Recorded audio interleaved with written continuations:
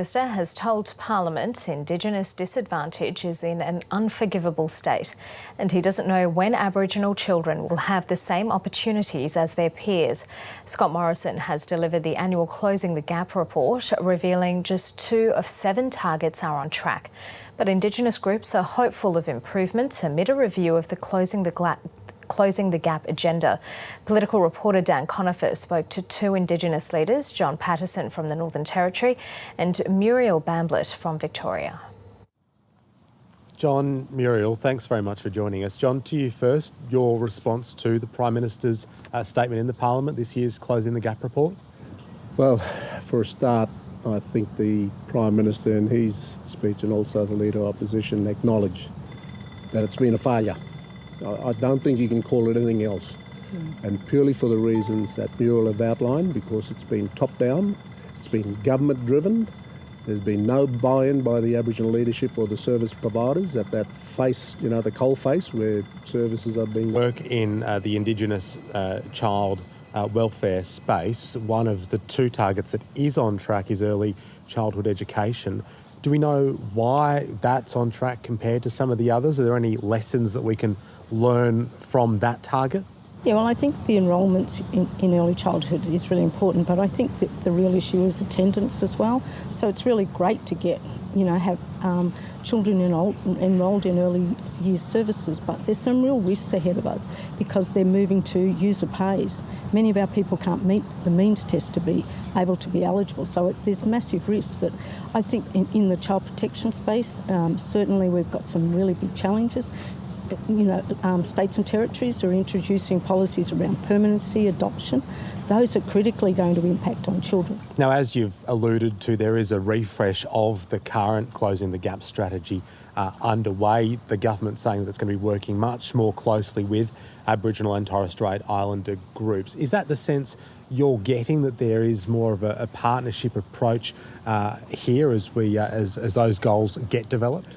Absolutely, and if I can reflect on the meeting that a small delegation of us had with the Prime Minister late last year, it was very pleasing to have that meeting with the Prime Minister, and at that meeting he gave a commitment that he was supportive of a new way of doing business, a new game changer. The same old ain't going to work, and the same old's been happening for over a decade now, and it's failed, as everybody's acknowledged.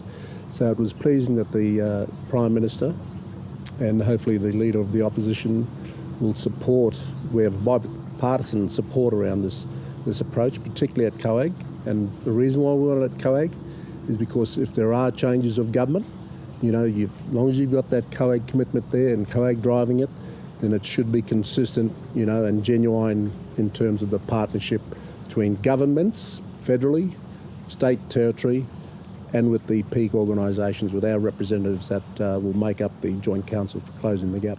Muriel, what are your thoughts on the goals and targets that we should see added as part of this new Closing the Gap agenda, changed or removed altogether? We've had the communities poured their heart into already, getting the Close the Gap targets up there. Obviously, our national body, we will be re-looking at those, but most of them fit within what the needs of the community are.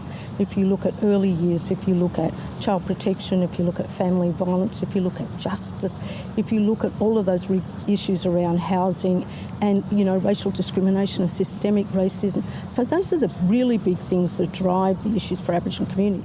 Now, the Prime Minister has announced a couple of things today, funding to waive the university debts of teachers that go to remote schools and stay there for 4 years, along with more funding for organisations that help mentor and support Indigenous high school students. Are these welcome announcements? Look, we welcome the importance and the priority that education is and should be one of those targets.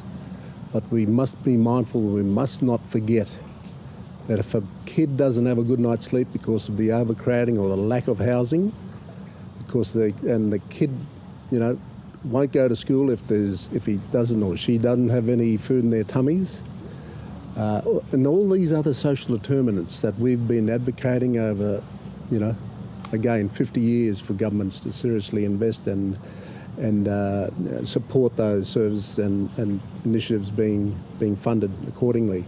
So until we need to make sure that it's a multi-pronged approach rather than siloed, single priorities.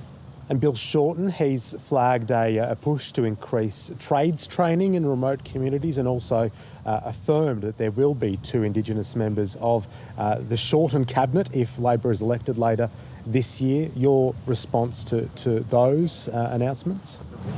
Certainly we're very proud of, Linda Birdie, Pap Dodson and Malandiri McCarthy. I mean, they're amazing people and they, lead it and they have young people aspiring to be politicians. So I think for training and development, I think it's really important that we look at which jobs.